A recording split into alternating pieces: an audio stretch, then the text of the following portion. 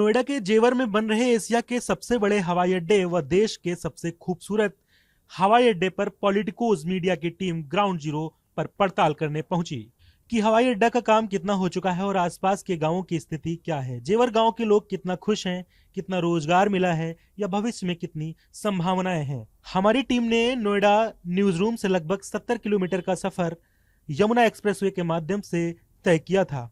Airport team पहुंची तो जेवर गांव में एयरपोर्ट के निकट बहुत सी चाय, समोसे, अंडे की दुकानें दिखी।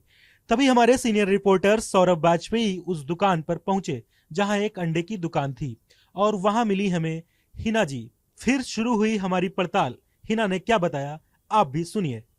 तो आपको लगता है जब से एयरपोर्ट बन रहा है यहाँ पे जो मजदूर हैं, जो यहाँ पे कर्मचारी हैं, उसी की वजह से अंडे बिकते हैं ना आपके? हाँ जी, है ना? उसी की वजह अगर से। इसकी ये ना होता तब लगाती तब कुछ होता है यहाँ पे? नहीं होता। आप थोड़ा पास नहीं होता? नहीं होता। नहीं होता। नहीं होता। फिर बात हुई हमारे संवाददाता की हिना के पति से। पति राहुल ने क्या कहा सुनिए। जयपुर एयरपोर्ट सामने है, हाँ। दुकान हमारी है, हाँ। कारोबार बढ़िया चल रहा है बढ़िया एकदम। चल रहा है, हाँ, एकदम चौकस। एयरपोर्ट की एकदम चौकस चल रहा है जो है ना? बात है। हाँ। एयरपोर्ट की वजह से? एयरपोर्ट की वजह से तब से कुछ नहीं था यहाँ पे। कुछ नहीं था। हाँ, अब बढ़िया चल रहा है। जो रोजगार मिल रहा आप लोगों को? रोजगार तो नहीं मिल रहा, पर यही मिल रहा है। मतलब कहने का मतलब ये है कि business एक जो है अपना धंधा चल रहा है। हाँ, अपना काम धाम चल रहा है यहाँ पे, बस यही। हिना और उनके पति से बात करके इतना तो समझ आ चुका था कि एयरपोर्ट के आने से तमाम कर्मचारी और मजदूर एयरपोर्ट पर काम करने वाले आते हैं और उनकी अंडे की बिक्री अच्छी खासी हो जाती है। अब उनके बीमार पति को कहीं बाहर भेजने की आवश्यकता नहीं है। फिर हम पहुंचे ठीक बगल वाली लकी चाय की दुकान पर, जिसके मालिक थे धनेश कुमार। धनेश की दुकान पर पहुंचने पर मिल गए हमें एयरपोर्ट में काम करने वाले एक कर्मचारी। मुझे लगा इनसे और अच्छी तरह अंदर की जानकारी मिल सकती है। सुनिए उस कर्मचारी ने क्या बताया। तो ये जो एयरपोर्ट बना है, गांव वालों को कुछ फायदा हुआ है या नुकसान हुआ है? फायदा ही हुआ है गांव वालों को। देखो, जब ये भीड़ भाड़ होनी चालू हो गई है, उससे बिजनेस बढ़ा है, दुकानदारी बढ़ी है। अब ये होटल है, उसमें है का ये खाने के लिए आते हैं, तो इनकी दुकानदारी बढ़ी, इन्होंने खोल रखा था। उसके बाद कुछ लोग दुखी भी हैं, कह रहे हैं पैसा नहीं मिलना चाहिए, जितना मिलना चाहिए उतना नहीं मिला है। वो जमीन वाला मुद्दा है। वो ये बिजनेस वाला है। बिजनेस वाले खुश हैं?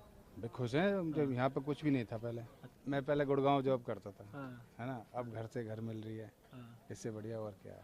गुड़गांव करते थे पहले जी, अब घर में रोजगार मिल गया। 15-16 साल गुड़गांव करता तो है। दोनों पहलू होते हैं। खैर देखिए, इनको यहाँ पे रोजगार मिला हुआ है।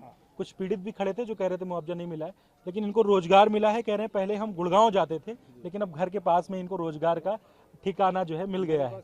इन सबसे बात करने के बाद हमारे संवाददाता सौरभ वाजपेयी की फिर नजर पड़ी एक रिक्शे वाले पर।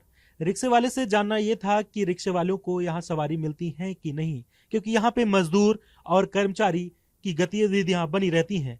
रिक्शे वाले ने भी बताया एयरपोर्ट आने से काम करने वाले मजदूर मेन रोड तक आते जाते हैं, इससे मेरा बहुत फायदा हुआ है।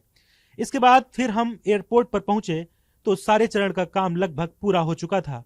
अब 15 नवंबर को ट्रायल की तैयारी युद्ध स्तर पर चल रही थी। Bureau politicos media. Please subscribe to the channel and download the Politicos app from the links in the description.